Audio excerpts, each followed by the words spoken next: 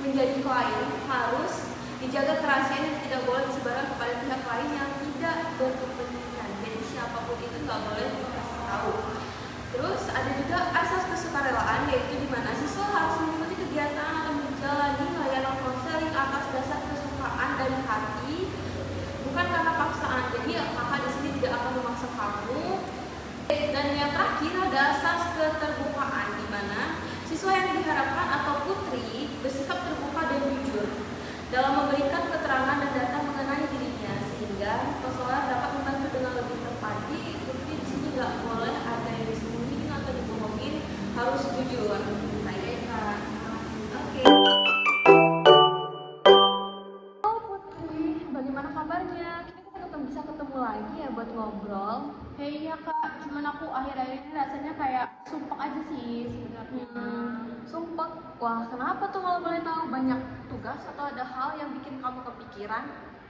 Kayaknya dua-duanya deh kak, tugas sudah banyak, gak ada habisnya. Terus ditambah lagi mikirin kayak aku harus ngambil jurusan apa nanti pas kuliah. Aku ngerti sih, kelas 12 ya, emang masih paling berat sih, tapi untuk menentukan jurusan apa kamu ke depannya. Tapi sebelum ke situ aku pengen tahu akhir-akhir ini kamu ngelakuin apa sih buat ngurangin stres kamu? Aku sih suka nonton film dan main game gitu sih kak. Tapi kadang juga bantu orang tua jualan online gitu. Tapi jujur ya sih kak, kepala ini kayak muter gitu, terus mikirin masa depan gitu loh. Oke, wajar banget sih Putri. Artinya tuh kamu peduli sama masa depan kamu. Tapi aku penasaran ya, kalau kamu nggak mikirin ekspektasi siapapun, kamu pengen banget kuliah di jurusan apa sih? Sebenarnya sih aku pengen banget sih kak ambil psikologi. Tapi kadang aku juga suka ngebantuin kawan-kawan aku kayak curhat gitu kak. Kayak teman-teman aku sedih. Aku juga kayak tertarik ambil dunia teknologi kak. Soalnya sekarang kan banyak semuanya digital gitu ya kak ya. Ya, betul sekali. Sebenarnya menurut aku dua-duanya itu keren banget loh. Tapi kamu ngerasa susah karena harus milih satu di antara dua hal yang sama-sama kamu suka gitu kan, yang kamu maksud? Iya kak, aku takutnya salah ambil jurusan. Ibuku maunya ngambil jurusan yang langsung bisa dapat kerja seperti IT gitu. Tapi aku sendiri lebih suka kayak berhubungan dengan sesama perasaan gitu loh kak, kayak psikologi gitu. Menarik banget sih. Jadi kamu tuh punya dua sisi nih. Satu logis dan realistis, satu lagi empatik dan penuh makna sosial. Kalau aku boleh tanya sekali lagi, kamu tuh lebih dekat sama siapa waktu kecil, ayah atau ibu kamu sih? Sama ibu sih kak. Kayak ibu itu penyayang banget, terus kayak ngasih sepenuhnya buat aku, ngasih nasihat aku kayak gitu, dengerin nasihat aku, curhatan aku. Tapi kalau ayah kayak beda gitu loh kak, kayak harus disiplin, kita harus berprestasi segala macem gitu. Oke, menarik banget sih Put. Kalau aku lihat nih ya, hubungan kamu sama orang tua kamu itu bisa banget pengaruh ke arah karir.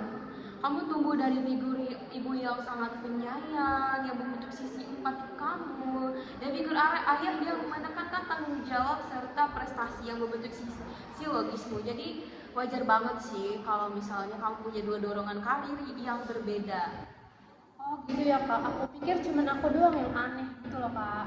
Enggak sama sekali. Malah justru kamu tuh sedang menyeimbangkan dua nilai penting, meaning dan achievement. Nah, kalau pakai pandangan dari aku nih, kamu ada di tahap identity, yaitu VS role confession, yang artinya itu kamu sedang mencari siapa sih aku ini dan apa peranku di dunia ini sih. Jadi kebingungan nih, kamu nih gimana, kebingungan. Dan tapi kamu tuh waktu kebingungan itu bukan berarti kamu lemah, tapi bagian dari proses menuju dewasa. Jadi sekarang itu ada di fase kamu nih menentukan siapa dirimu sendiri, tapi bukan berarti kamu lemah. Kamu harus mencoba terus mencoba, dan itu bagian dari proses menuju dewasa kamu. Wah, aku baru ngerti sih kak. Jadi rasa bingung itu hal yang normal, kak. Iya, sangat normal Putri, bahkan sangat amat normal, karena namanya kita manusia ya. Malah kalau kamu nggak bingung, mungkin kamu belum sungguh-sungguh mikir masa depan kamu. Jadi rasa bingung itu sangat normal untuk mikir masa depan. Tapi aku pengen tahu lebih lanjut nih, lebih jauh. Waktu kamu bantu ibu jualan online itu kamu merasa gimana sih? Seneng-seneng aja sih kak, aku suka ngedit foto produknya, terus aku kayak ngatur-ngatur captionnya, terus interaksi penjualannya, dan rasanya itu seru aja sih, bisa membantu ibu gitu sekaligus kayak belajar-belajar lah gitu. Oke, berarti kamu ini punya ketertarikan yang sangat luar biasa ya di bidang komunikasi dan desain juga. Kalau kamu lihat di sisi itu ada teknologi dan juga sisi sosialnya kan? Iya juga ya kak ya, tapi aku kayak kepikiran sejauh itu gitu loh. Ya itu jadi bisa aja kamu sebenarnya itu nggak harus memilih salah satu, kamu bisa gabungin dua minat kamu yang tadi, misalnya jadi konselor digital, HR yang mengerti psikolog dan data, atau bahkan pengembangan aplikasi kesehatan mental. Jadi kamu bisa menggabungkan dua itu gitu di minat kamu. Wah, iya ya kak ya, kayak sekarang juga kan banyak banget ya aplikasi konseling online gitu ya kak ya. Betul, betul sekali. Nah, itu contohnya tuh kayak dunia kerja sekarang makin fleksibel, Putri. Jadi kamu nggak harus memilih satu jalan aku, tapi bisa menciptakan kombinasi yang unik dari diri kamu sendiri. Kamu nggak perlu mikirin orang, nggak perlu yang namanya kamu harus menentukan memilih salah satu. Kalau bisa dua, kenapa enggak gitu?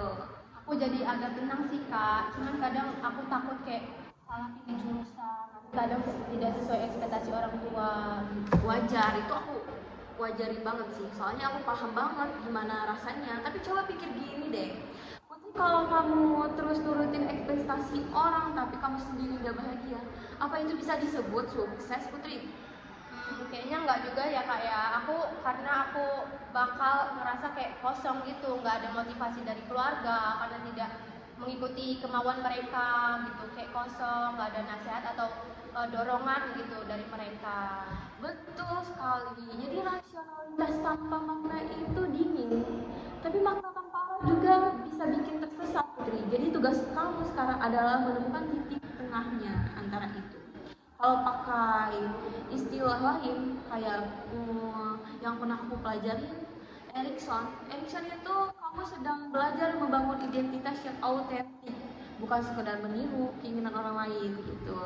Oh, jadi maksudnya aku boleh nih kak memilih jurusan yang aku yakini asal bertanggung jawab. Iya, tepat sekali, Putri. Dan kamu bisa memulai dari hal kecil, contohnya kenali nilai hidup kamu, tulis 3 hal yang kamu anggap penting di hidup kamu, kayak dalam pekerjaan misalnya, atau membantu orang, punya tantangan, atau stabil secara ekonomi. Dari situ kan kita bisa lihat atau kita bisa cari jurusan yang sesuai dengan apa yang kamu mau dan apa yang terbaik di hidup kamu ke depannya gitu.